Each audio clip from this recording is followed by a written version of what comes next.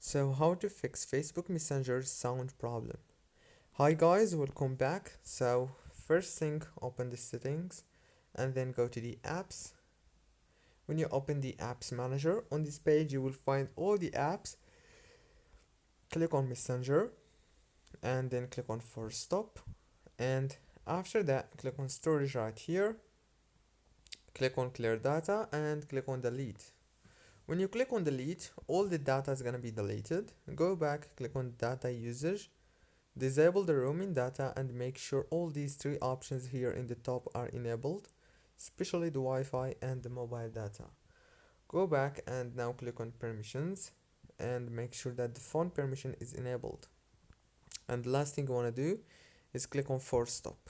Now go back to the settings, click on wireless and networks, enable the airplane mode and disable it. Don't forget to like, subscribe.